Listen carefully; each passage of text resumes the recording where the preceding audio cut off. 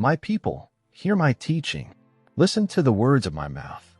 I will open my mouth with a parable. I will utter hidden things, things from of old, things we have heard and known, things our ancestors have told us. We will not hide them from their descendants. We will tell the next generation the praiseworthy deeds of the Lord, his power, and the wonders he has done. He decreed statutes for Jacob and established the law in Israel, which he commanded our ancestors to teach their children, so the next generation would know them, even the children yet to be born, and they in turn would tell their children. Then they would put their trust in God and would not forget his deeds, but would keep his commands. They would not be like their ancestors, a stubborn and rebellious generation, whose hearts were not loyal to God, whose spirits were not faithful to him. The men of Ephraim, though armed with bows, turned back on the day of battle. They did not keep God's covenant and refused to live by his law. They forgot what he had done, the wonders he had shown them.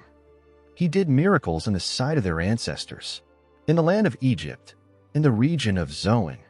He divided the sea and led them through. He made the waters stand up like a wall. He guided them with a cloud by day, and with light from the fire all night. He split the rocks in the wilderness, and gave them water as abundant as the seas. He brought streams out of a rocky crag, and made water flow down like rivers. But they continued to sin against him, rebelling in the wilderness against the Most High. They willfully put God to the test by demanding the food they craved. They spoke against God. They said, "Can God really spread a table in the wilderness?" True, he struck the rock, and water gushed out. Streams flowed abundantly. But can he also give us bread? Can he supply meat for his people? When the Lord heard them, he was furious. His fire broke out against Jacob, and his wrath rose against Israel. For they did not believe in God, or trust in his deliverance. Yet he gave a command to the skies above, and opened the doors of the heavens. He rained down manna for the people to eat. He gave them the grain of heaven. Human beings ate the bread of angels. He sent them all the food they could eat. He let loose the east wind from the heavens, and by his power made the south wind blow. He rained meat down on them like dust, birds like sand on the seashore.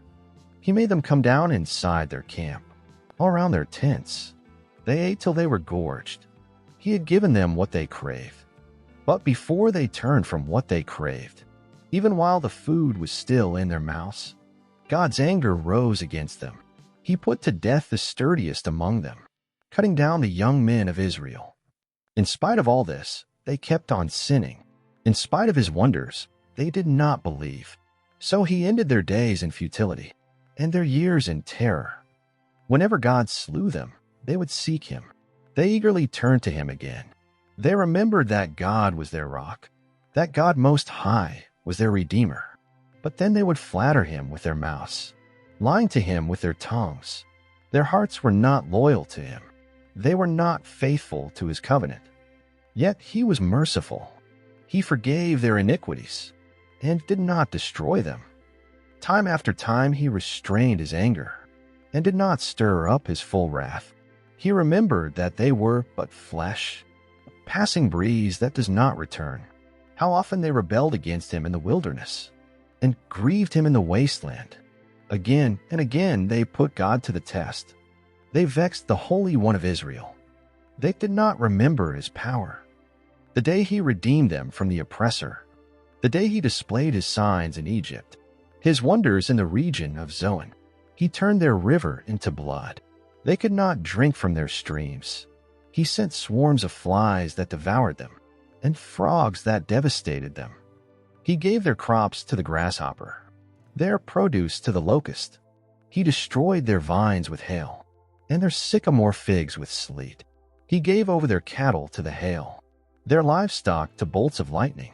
He unleashed against them his hot anger, his wrath, indignation, and hostility, a band of destroying angels. He prepared a path for his anger.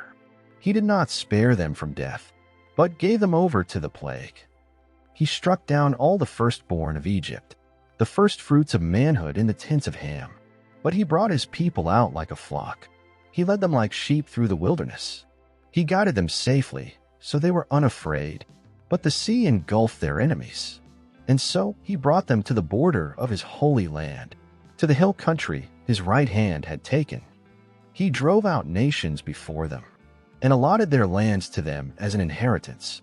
He settled the tribes of Israel in their homes.